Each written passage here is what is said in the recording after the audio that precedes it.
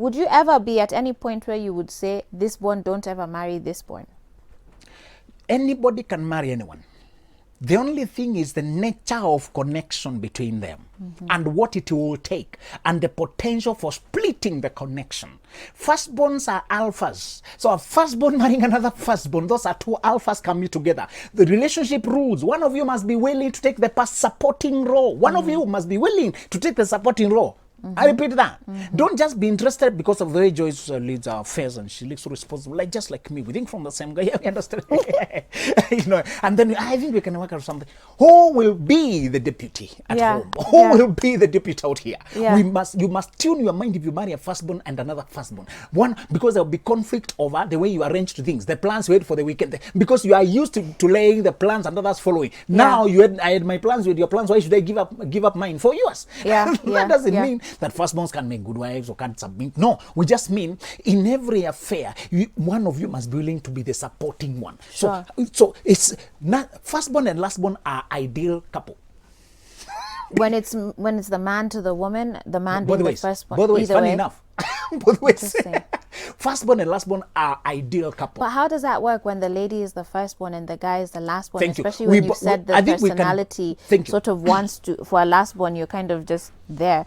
A firstborn would want to be led. Like you want someone who is, even if you're the firstborn, the guy needs to show leadership, right? That's one of the most risky. Although I've told you it's ideal. The best case is when the man is naturally the firstborn and the girl is the lastborn because she's used to following and letting other people and she just follows naturally. That becomes natural for lastborns because they were never consulted on decisions. The decisions were made they were expected. Ujajua tunaenda va wende. The news will reach them like rumors. Oh, there's a family outing. Where was it? Okay, let me wait for me.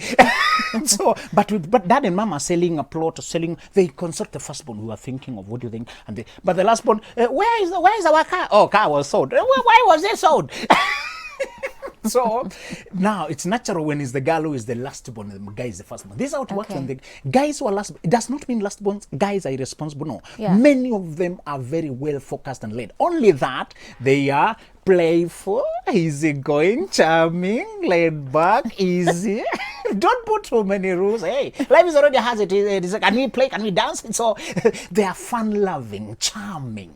So that will be in fact, firstborn ladies will be attracted by this guy because firstborn's life is very serious. It's very serious. So see the charm, the ease. Then in fact, you'll be surprised how many firstborns marry the lastborn guy because she wanted that energy of ease and relaxing and laughter and play. And if the guy is also responsible and determined, that's a perfect connection. The risk here is many of the fun-loving guys are irresponsible and useless. And the firstborn don't know how to look past the fun-loving to see whether the guy has direction.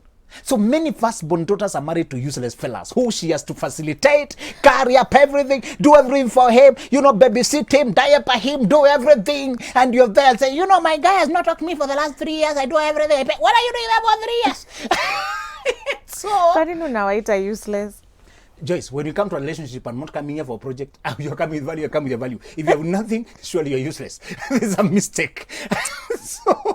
And some are looking for somebody to carry them. There's a guy who's doing with, he's a firstborn. This firstborn guy, and he's dating such a useless girl. Her work is just to insult him and make it difficult. And just because they have a baby, the guy is tired. It's not a marriage, just a relation. He's wondering, what can I do better? So he sent me a screenshot of their chat and said, you don't need to tell me anything more. With these screenshots, you have what? They can't chat on anything. The girl is over here, the guy above here, and he feels like, So the thing is to say, just because you need to know what a person behaves like. The bad position gives them certain personality traits, but you also need to check their character. Okay. Let me get to some questions here. Someone is saying, hey Joyce, I'm Jane from Kitengela. I have a boyfriend and he's the fourth born in a family of 7, which makes him, I guess, the middle child. He is the only light of the family. And by this, I mean he's the breadwinner of the family. The first 3 have started their own family, but still depend on him in some ways. The last 3 are still in school, 2 in college, and 1 is a class 8 pupil. he's the one paying the school fees. Okay, this is you give us quite a number of details there, but you say he's only 29 and the responsibility on him is too much. At times he's usually stressed out thinking about it. He even forgets to take care of himself. We're supposed to go for family introductions this December, but I don't know how his family will feel about me.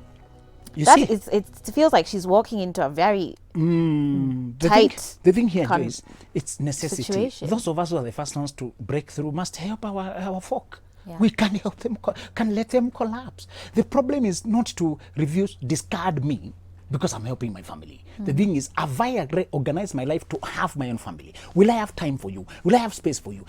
Can I split the money, the little we are getting, to know how much I send home versus Joyce, the problem is not how much the situation you find me in, is how I'm managing it. Please, let's highlight this.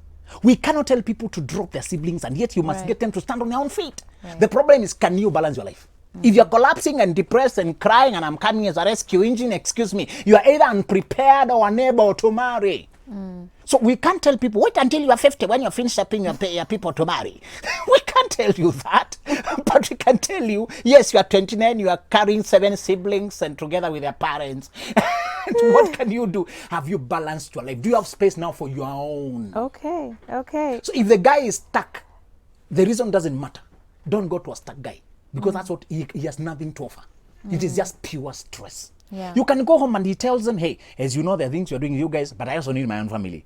Yeah. All right. So maybe for them, they need to have this conversation as far as whether he can handle, because it sounds like she's wanting for him to kind of focus on them, and he also has obligations to his family. And if they don't address that before, you're going to have some problems by the time you get married. So.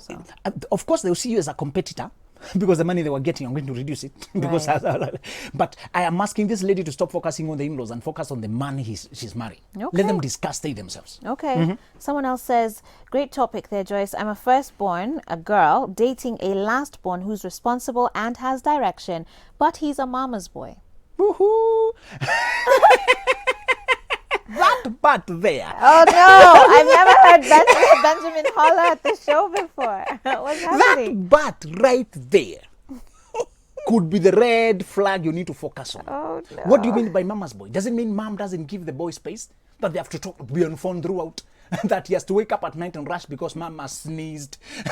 He thinks that mom is dying. Joyce, whatever bad the position doesn't matter. If a person is enmeshed with a parent, don't come in. You will never have happiness there. If a person is enmeshed with a parent, they are not available. They are not ready for. You will come into a torturous situation. Leave them to grow. He already has a woman. Mama's boys already have a woman. Okay? You are coming here to say children by the side. There's a woman who is calling the shots in his life. You have no place in his life. So, don't underestimate but can this. she have a conversation with who is going to tell the guy? Is it her to sort of bring it up? Yeah, exactly. From the moment we start interacting and you realize I'm too much into my mind, you're supposed to say, I don't like the way every time it's about your mom and I have to squeeze to find a place in your life. I am not comfortable with that situation. Okay. Simple. So you say it. If he exactly. doesn't, if say he it doesn't and do leave anything, it to him. Either to change it or leave you alone. Okay. Nobody was dictated to marry you. No relationship that was ordained to happen and you must make it happen. It's about whether he will grow up and adjust his life to accommodate you. Okay. Don't be too much in love before you see whether you can fit here. And I told women not to take the heart out before the head goes to check. Please inspect your head before your heart is still. But I love him. But I love him. But is your love a magic elixir to adjust things at once and suddenly make him magically change? Joyce, love is not a magical power. Please, loving a person is not enough. Use your eyes. Check. Will I be happy here? Okay. Don't let your love make you a victim and you go to a situation that is unworkable. I wanted to touch on the middleborns now for a moment. What sort of counsel would you give them, the middleborns? Because I think we've dealt a lot on the firstborns and the lastborns. Middleborns develop with a squeezed-in feeling, with a forgotten feeling, because they inherit clothes from the older one. Or the ones that didn't fit the younger one. They inherit the bed, inherit the blanket, and everything is passed on to them. And the attention is on firstborn, who has a parental power, and the lastborn, who is the total. And the lastborn, so they learn to many of them become very, if they take it positively, they become very hardworking to win credit by performing in school because there's nothing special for them. So I want to ask lastborns to learn that that liberal space you were given was meant to give you a free spirit, to give you more, you become more pleasant in life. Adjust yourself. Don't become bitter or vengeful or anything because you don't remain children for life. It just gave you an approach to life. But out here, we don't know your child number what unless we ask you. You're not walking around with your siblings. So don't carry the negatives that you inherited by being squeezed in. Always learn to balance your life. Okay. I have just a couple more minutes, so let me try and breeze through some of these SMSs. Nancy from Wihoko, thank you for watching. You say, I'm married to this guy and he is the firstborn, same as I. And you say, and I find us having most of like the same imperfections. Like his anger and mine leads to so much disagreement a lot of the time. I'm 25 and he's 27. Please, Zulu, advise we love each other. I'm even scared to read the SMS for you. So they're already married. All right. 25 and 27, both firstborns. All right. So those are the marriages I observe. A moment of silence. Oh no.